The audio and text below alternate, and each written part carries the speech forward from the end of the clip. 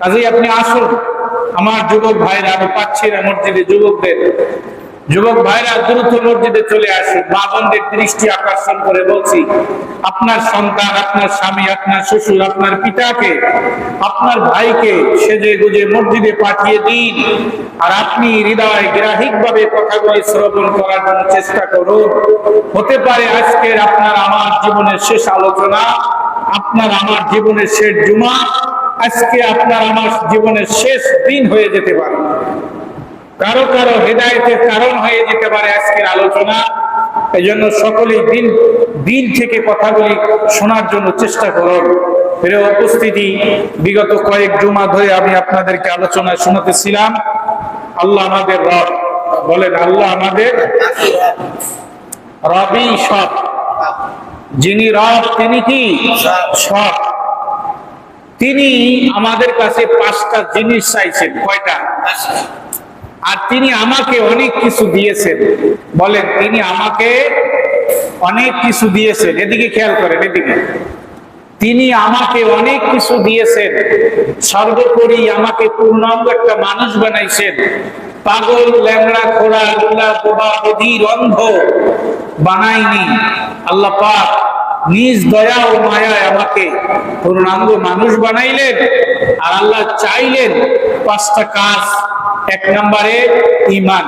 বলেন, 1 নম্বরে কি? ঈমান। 2 নম্বরে নামাজ। 2 নম্বরে কি? নামাজ। ঈমানের পরেই, বলেন, ঈমানের পরেই নামাজ। যার নামাজ আছে তার ঈমান আছে। বলেন, যার নামাজ আছে তার ঈমান আছে, যার নামাজ নাই ওই সোজা হিসাব। আমার ঈমান যে আছে এর মাপকাঠি হলো, এর আইডেন্টি কার্ড হলো, এর ন্যাশনালিটি হলো যে আমি নামাজ পড়ি কিনা। কি কথা ঠিক আছে? নামাজ পড়ি, বুঝতে হবে আমার ঈমান আছে। নামাজ পড়তে পারি না, বুঝতে হবে আমার ঈমান নাই। কি কথা ঠিক আছে না? যদিও তুমি মুসলিম পরিবারে জন্ম নিয়েছো, মুসলমান ঘরে জন্ম নিলেই সে মুসলমান হয় না। কি কথা ঠিক কিনা? হাফেজের ছেলে যদি হাফিজি না পড়ে, হাফেজ না হয়, তাহলে বলেন, বুঝে থাকলে তাকে কি আপনারা হাফেজ বলবেন? ডাক্তারের ছেলে ডাক্তারি পড়ে নাই, ডাক্তারের ছেলে ডাক্তারি পড়ে নাই, আপনারা বুঝে থাকলে বলেন, ওই ছেলেকে আপনারা কি ডাক্তার বলবেন? কেন? সে ডাক্তারি পড়ে নাই। কি কথা ঠিক কিনা? আমি মুসলমানের ছেলে, ঠিক আছে, কিন্তু আমি কাজ করি ইহুদি খ্রিস্টানের, তাহলে আমি মুসলমান হইতে পারলাম? বাবা মুসলমান, দাদা মুসলমান, আমিও মুসলমান, এটা যুক্তিসঙ্গত নয়। যদি তাই হতো তাহলে ইমাম সাহেবের ছেলে কোরআন হাদিস কিছু জানে না, ইলম কালাম নাই, হাফ প্যান্ট পরে সেও দাঁড়ায় যাবে, আমরা সবাই তার পিছনে নামাজ পড়বো, ইমামের ছেলে ইমাম। কি কথা ঠিক কিনা? হবে? তা হবে? হবে না। মুসলমানিত্ব এটা আমাকে অর্জন করতে হবে কাজের দ্বারা। কিসের দ্বারা? কাজের দ্বারা, নামাজের দ্বারা। যে আমি যে মুসলমান এটা প্রমাণ করবে যখন মুয়াজ্জিন বলবে হাইয়া আলাস সালাহ,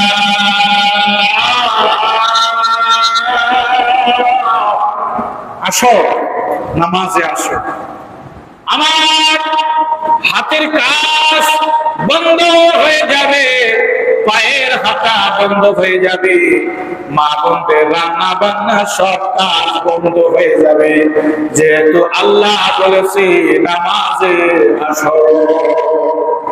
কারণ আমি তোমাকে সৃষ্টি করেছি, এজন্য তুমি নামাজ পড়বে। আমি তোমাকে ব্রেইন দিয়েছি, আমি তোমাকে 2টি চোখ দিয়েছি, আমি তোমাকে জবান দিয়েছি, আমি তোমাকে 2টি হাত দিয়েছি, আমি তোমাকে 2টি পা দিয়েছি, সর্বোপরি আমি তোমাকে পূর্ণাঙ্গ মানুষ বানাইছি। এজন্য তুমি দৈনিক 5 বার আমাকে সিজদা করবে,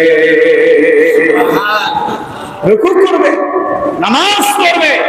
ফজরের আযান হলে ঘুম হারাম করে দিতে হবে, আরামের বিছানা হারাম করে দিয়া বিবিকে বলতে হবে, বিবি আমাকে ওযুর পানি দাও, আমি মসজিদে যাব।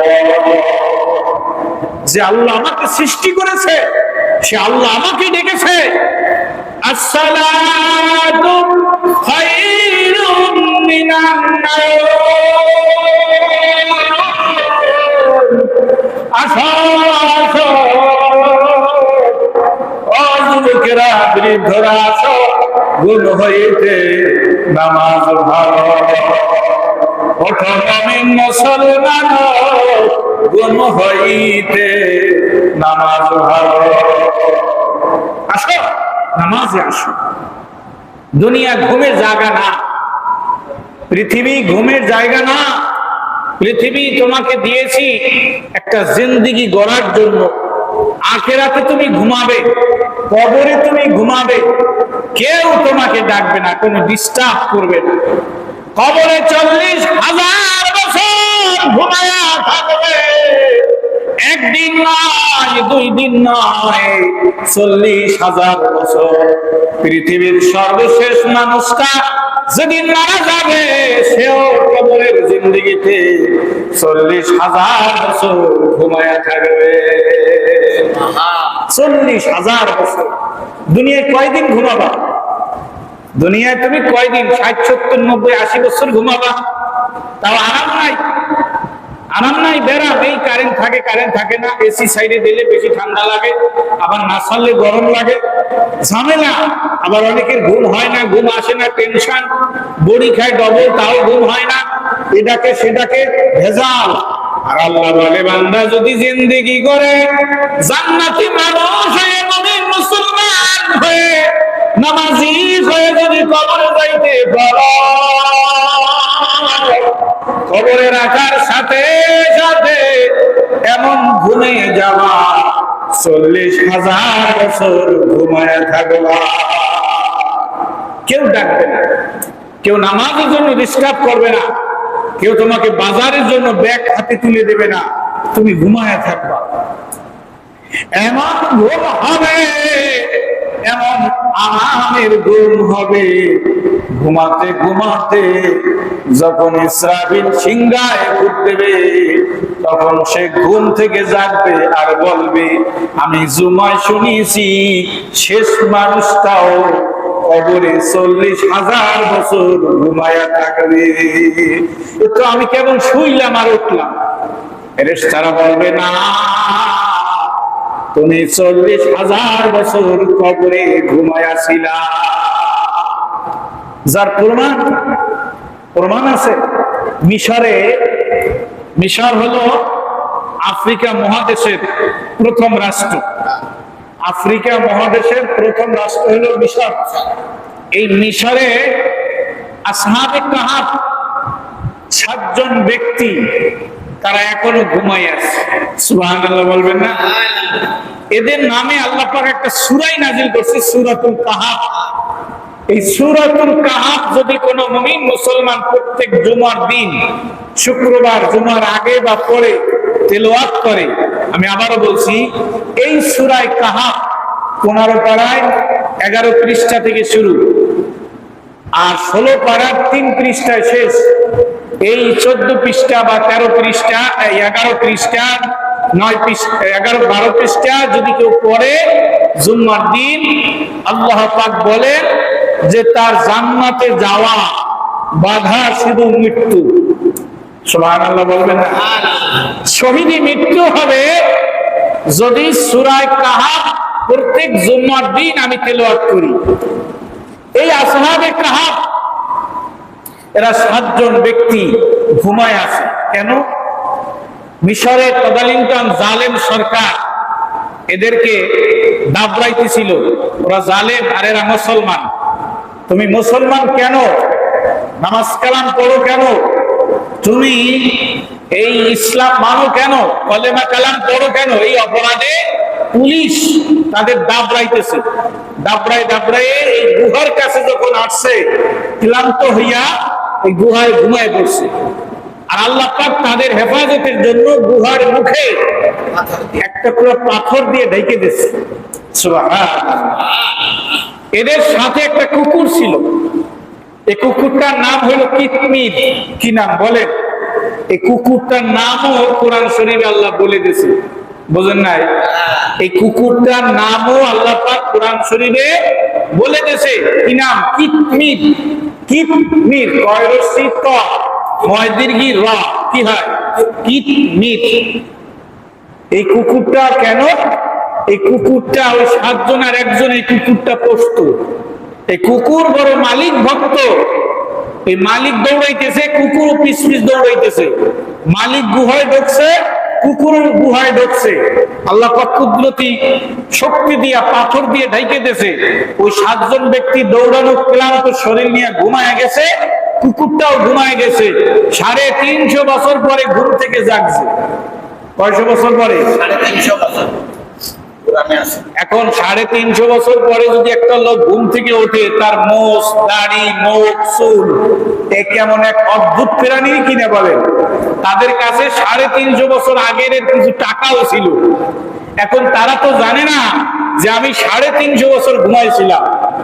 কি কথা বোঝেন না? কবরে মুমিন মুসলমান 40,000 বছর ঘুমায়া থাকবে, সে জানবে না যে আমি 40,000 বছর ঘুমায়াছিলাম। সাহাবে কাহাব 7 ব্যক্তি আর কিতমির নামক এই কুকুরটা 350 বছর ঘুম থেকে উঠে 350 বছর পরে ক্ষুধা লাগছে, বাজারে গেছে। বাজারের কোনো মানুষ তারা চেনে না। বাজারে কোনো মানুষ তারা চেনে না, কারণ 350 বছর পরে বাজারে গেছে। আর বাজারের লোক তাদেরকে দেখে 350 বছর আগের মানুষ। অদ্ভুত, সব বাজারের লোক ভিড় জমায়ে গেছে। তখন পকেটের থেকে টাকা বাইর করছে, কিছু কিনে খাবে দোকান থেকে। দেখে এই টাকা অমুক বাচ্চার আমলে, হিসাব করে দেখে 350 বছর পার হয়ে গেছে। যে আল্লাহ আসহাবে কাহাফ 350 বছর গুণ পড়ায় রাখলো, সেই একজন মানুষও জানে না যে আমি 350 বছর ঘুমাইলাম।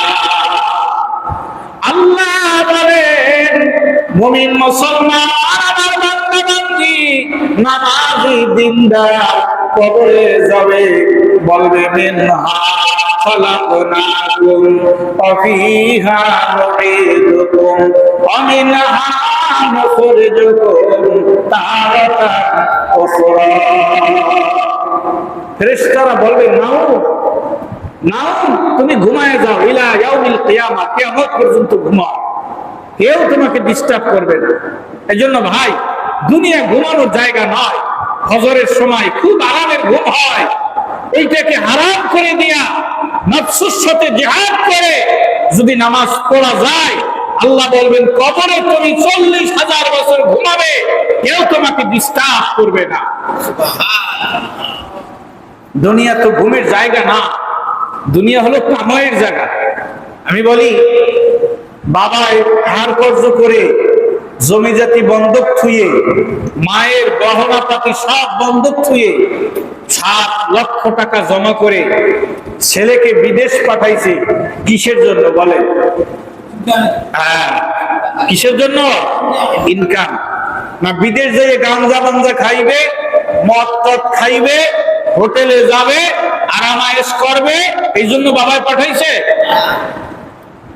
আল্লাহ বলেন, আমিও তোমাকে দুনিয়ায় পাঠাইছি ইনকাম করার জন্য, ঘুমানোর জন্য নয়। এখানে তুমি ইনকাম করবে, মরণের পরে তুমি ভোগ দখল করবে। যদি তুমি ভালো ইনকাম করতে পারো তাহলে আরামে থাকবে, আর যদি খারাপ ইনকাম করো তাহলে বেরামে থাকবে। এমন বেরাম শুরু হবে, আর কোনদিন আরাম খুঁজে পাবে না। আর যদি দুনিয়ায় একটু কষ্ট করে, ভালো অনেক ইনকাম করে, ইমানদার হয়ে মুমিন মুসলমান হয়ে যদি কবরে যাইতে পারো, এমন আরাম শুরু হবে, কোনদিন বেরাম আসবে না, কোনদিন বেরাম হবে না। দেখেন, মাইকেল জ্যাকসন আমেরিকা ক্যালিফোর্নিয়ায় বাড়ি মাইকেল জ্যাকসন। নাম শুনছেন আপনারা? এর নাম যারা জানে না, ও দুনিয়ার অলাস। মাইকেল জ্যাকসন ইনি বিশ্ববিখ্যাত ড্যান্সার ছিল, ড্যান্সার। তার মানে 40 সেকেন্ডে শরীরে 360টা জোড়া দিয়ে উনি ড্যান্স দিত, ড্যান্স ময়দানে। একজন অভিনেতা ছিল, বিতর্কিত অভিনেতা, যা ওনার সমকক্ষ এখনো এরকম ড্যান্সার পৃথিবীতে আসে নাই। উনি আমেরিকার ক্যালিফোর্নিয়ায় ওনার বাড়ি, ওনার ঘরের ভিতরে ল্যাবরেটরি ছিল, 12 জন অ্যাপার্সিয়াল ডাক্তার ওনার বেতনভুক্ত সবসময় থাকতো বাড়িতে। সকালবেলা উনি যখন ঘুম থেকে উঠতো, চুল থেকে পায়ের তলা পর্যন্ত 12 জন ডাক্তার চেক আপ করত, পরীক্ষা নিরীক্ষা করত যে শরীরে কোনো ডিস্টার্ব আছে কিনা, কোনো ট্রাবল আছে কিনা, হার্ট ওকে আছে কিনা, ফুসফুস ওকে আছে কিনা, কিডনি ঠিক আছে কিনা, ব্লাড চলাচল ঠিক আছে কিনা, ডায়াবেটিক্স কন্ট্রোল আছে কিনা, প্রেশার ঠিক আছে কিনা। কথা বলে না, পরীক্ষা নিরীক্ষা করে লবণ, পানি, খাদ্য, খাবার সব ল্যাবরেটরিতে টেস্ট হইতো। যদি খাদ্য খাবার উপযুক্ত হতো সেটা পরিবেশন করতো না সামনে, অনুপযুক্ত কোনো খাদ্য খাবার ওনাকে দেয়া হতো না। উদ্দেশ্য, উনি 150 বছর বাঁচবে। বলেন কতদিন বাঁচবে? 150 বছর। আমি ওনার জীবনী চুলচেরা বিশ্লেষণ করে দেখেছি, উনি 49 বছরে মারা গেছে। কত বছর বয়সে? ওনার আশা ছিল কতদিন বাঁচবে? আল্লাহ কয়দিন বাঁচাইছে? 49 বছর। কই 150 আর কই 49? 2 গুণ, 3-এর 2 ভাগই আগেই উনি মারা গেছে, আর 1 ভাগ হায়াত পাইছে। 49 বছরে উনি মারা গেছে। কিন্তু মজার ব্যাপার, মরণের আগে কলেমা পড়ে মুসলমান হয়ে মারা গেছে। মাইকেল জ্যাকসন উনি কি আমার মতন বোকা? কথা বলে বোকা? বোকা না, উনি একজন জ্ঞানী মানুষ ছিল। উনি বুঝতেই পারছে পৃথিবীতে যত ধর্ম, মন্ত্র, তন্ত্র আছে, সব ধর্ম, মন্ত্র, তন্ত্র বাতিল। আল্লাহ পাকের কাছে একমাত্র গ্রহণযোগ্য জীবন ব্যবস্থা হলো, ধর্ম হলো, বিধান হলো ইসলাম। এটা বিশ্বাস করে উনি খ্রিস্ট ধর্ম ছেড়ে দিয়া ইসলাম ধর্ম গ্রহণ করে নামাজ কালাম পড়ে মুসলমান হয়ে উনি কবরে গেছে। Michael Jackson. হ্যাঁ, আপনি ওনার জীবনী পড়েন, গুগলে সার্চ দিলে ওনার জীবনী আসে। আমি টেস্ট করে দেখেছি। উনি যেদিন মারা যায় 2013 9 জুলাই উনি মারা যায়। ওই দিন গুগলে মাইকেল জ্যাকসন লেখে 4 মিলিয়ন লোকে সার্চ দিয়েছে, যার কারণে গুগল আধা ঘন্টার জন্য হ্যাং হয়ে গেছিল। হ্যাং বুঝেন? যারা নেট চালায় তারা বুঝবে। হ্যাং বন্ধ হয়ে গেছিল গুগল, কারণ 4 মিলিয়ন লোক একযোগে গুগলে সার্চ দিয়েছে মাইকেল জ্যাকসন লেখে। মারা গেছে কিনা বিশ্বাস করতে পারেনি কেউ। কিন্তু আল্লাহ বলে, আমি যাকে ধরি তাকে নিয়েই যাই, আমি কাউকে রাইখা যাই না। ধরি না, কিন্তু ধরলে কাউকে ছাড়ি না। কি কথা বোঝে নাই? ধরি না, কিন্তু ধরলে কাউকে ওর নিয়েই যাই। কোন দলিল প্রমাণ আছে যে আজরাইল আসছে আর সওয়াল নিয়ে কান্নাকাটি করছে, স্ত্রী কাঁদছে, মায়ের কারণে আজরাইল রাইখে চলে গেছে? এরকম কোন দলিল আপনাদের হাতে আছে? থাকলে বলেন। আজরাইল আসবে। আমার একটা ওয়ান টাইম জীবন, ভাই, এনি টাইম আমি চলে যেতে পারি, এনি টাইম। আমি এখন বক্তৃতা দেই, বক্তৃতা শেষ পর্যন্ত নাও যাইতে পারি, কারণ কত মানুষ বক্তৃতা দিতে দিতে মারা গেছে। এক লোক একটা গান আবিষ্কার করছে। এই গান আবিষ্কার করছে, 1 সেকেন্ডের নাই ভরসা। উনি নিজে লেখছে, নিজে লেখক, নিজে গায়ক। স্টেজে দাঁড়ায় উনি গানটা গাবে, ওনার আবিষ্কৃত, ওনার লিখিত গান নিজের কণ্ঠ দিয়ে উনি নিজে গাবে। স্টেজে দাঁড়ায় উনি টান দিছে, 1 সেকেন্ডের নাই ভরসা, দ্বিতীয় কলি আর বলতে পারে না, আল্লাহ কয় রে ধর, ও জাগায় ব্রেক, জাগায় কি ব্রেক। হ্যাঁ দলিল আছে আমার কাছে, পেপারস এর কাটিং আছে। প্রিয় উপস্থিতি, দলিল ছাড়া কথা আমি বলি না। এই জন্য আমি যে হালতে আছি, আমার তো অ্যাকাউন্টে নামাজ নাই। এক ওয়াক্ত নামাজ কাজা হলে, বলেন এক ওয়াক্ত নামাজ কাজা হলে 2,88,00,000 বছর জাহান্নামে থাকতে হবে। আমার অ্যাকাউন্টে কত ওয়াক্ত নামাজ নাই, কত ওয়াক্ত নামাজ নাই, পড়ি নাই। আমি জাহান্নামের কয়েদি হয়ে ঘুরে বেড়াচ্ছি। আমি একজন ফেরারি আসামি, কখন আমি গ্রেফতার হয়ে যাব। 5 কোটি টাকা দিলেও আজরাইল রেখে যাবে না, ও আমাকে হ্যান্ডকাপ পরিয়ে সাথে নিয়েই যাবে। ছেলে কাঁদবে বাবা বাবা বলে, মেয়ে কাঁদবে আব্বা আব্বা বলে, আপন স্ত্রীর মুখে কাপড় দিয়া চোখের পানি ফেলে কাঁদবে। বাবা কাঁদবে, মা কাঁদবে, কাঁদবে জোরের ভাই রে। আজরাইল আমায় নিয়ে যাবে, রাখতে কেউ পারবি না। কাজে আমার যুবক ভাইরা হাতে ভাই ধরিয়া বলি, ফেরো ফেরো, এখনো সময় আছে, নামাজ শক্ত করে ধরো। তুমি যত বুদ্ধিমান হও না কেন, যত কবি হও না কেন, যত নিজেকে বুদ্ধিমান দাবি করো না কেন, নামাজ ছাড়া নাজাতের কোন রাস্তা। তুমি যেই হও, তুমি যে যা দাবি করো তোমাকে, সবই ঠিক আছে, কিন্তু নামাজ ছাড়া নাজাতের কোন রাস্তা নাই। নাজাতের একই পথ, একই মত, একই রাস্তা, তা হলো দৈনিক 5 ওয়াক্ত নামাজ। দৈনিক 5 ওয়াক্ত নামাজ। আমি আমার জাতিকে বুঝাই, বর্তমান আমাদের খুলনা ডিভিশনাল সিটিতে মেয়র নাই, তাকে অব্যাহতি দেওয়া হয়েছে। মেয়রের দায়িত্ব পালন করে জেলা প্রশাসক, ডিসি। এই ডিসি সাহেবের সাথে আমার হটলাইন, ভালো সম্পর্ক। এখন মডেল মসজিদ ইন্টারভিউ হবে, ওটা সরকার নিয়ন্ত্রণ করে, প্রতি উপজেলায় এক একটা মসজিদ সরকার। ওই মসজিদে আমি ইন্টারভিউতে যাব। আমি ডিসি সাহেবকে ফোন দিলাম, স্যার আমি তো ইন্টারভিউতে যাচ্ছি। স্যারের সাথে আমার সম্পর্ক। ডিসি সাহেব বলে দিল, দেখো তুমি শুধুমাত্র ভাইবার টেবিলে যাইয়ে বসো, ভাইবার টেবিলে যাইয়া বসো, যে ইন্টারভিউ নেয় তার সামনে যাই বসবা। এরপরে বাকি কাজগুলি কি লাগবে ওটা আমি করে দেব। এটা সম্ভব কিনা বলেন? নবীজি বলেন, আমার উম্মতেরা দৈনিক শুধু 5 ওয়াক্ত নামাজ তুই পড়বি, নামাজের কারণে আমি বাকিগুলা বুঝ করে হিসাব নিকাশ আল্লাহর সাথে মিলাইয়া আমি তোর হাত ধরে জান্নাতে নিয়ে যাব।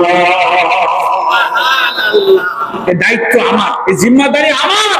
তুই শুধু 5 ওয়াক্ত নামাজ মসজিদে গিয়া হাজিরা দে, বাকি দায় দায়িত্ব সব আমার। আমার ভাইরা, এজন্য নামাজ নামাজ নামাজ। রাসূল কারীম সাল্লাল্লাহু আলাইহি সাল্লামের বিদায় বেলা, যেদিন তিনি বিদায় হয়ে যান,